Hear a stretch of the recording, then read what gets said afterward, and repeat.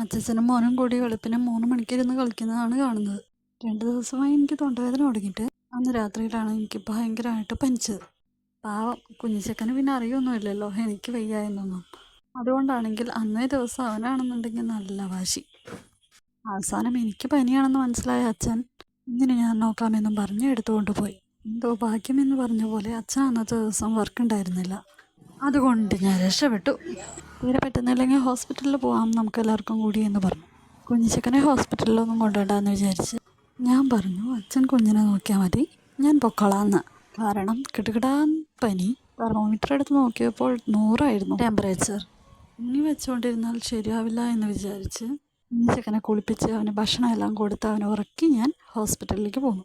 പോരുമ്പോഴും ഡോക്ടറെ കാണുമ്പോഴും ഒക്കെ ഒരു ചിന്ത മാത്രമേ ഉണ്ടായിരുന്നുള്ളൂ, അവൻ കരയുന്നുണ്ടോ എന്ന്.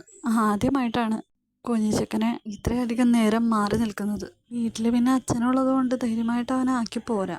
ആ ധൈര്യത്തിലാണ് പോകുന്നത്. ഒരു പ്രൈവറ്റ് ഹോസ്പിറ്റലിലേക്കാണ് പോയത്.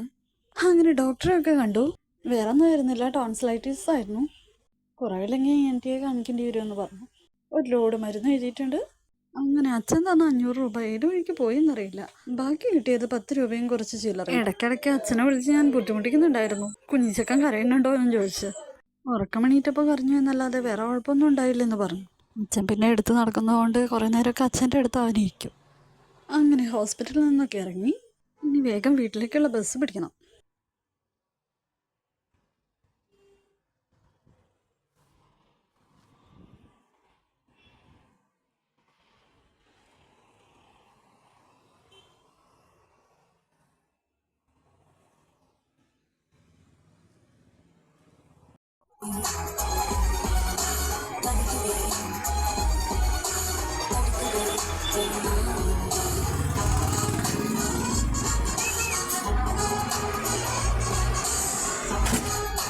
അങ്ങനെ ബസ് കിട്ടി. ഇനി വീട്ടിലേക്ക്.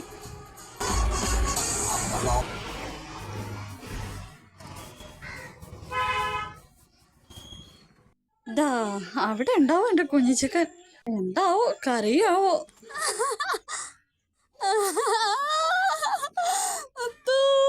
നമ്മുടെ കുട്ടി ചിരിച്ചു വരുന്നൊക്കെ. അപ്പൊ എന്താ ഇവിടെ ബഹളം? അപ്പൊ ഇവിടെ എന്താ ബഹളം? വിഷമിച്ച അമ്മ കാണാണ്ട് വിഷമിച്ച? അതെ ഈശ്വര, നമ്മുടെ മോൻ കരഞ്ഞ? അതെ ഈശ്വര, തെറ്റായി അമ്മ ഒന്നും മേടിച്ചിട്ടില്ല ഏട്ടാ, നിനക്ക് തരാൻ പറ്റില്ലേ? അതോ സൈഡായ വീണ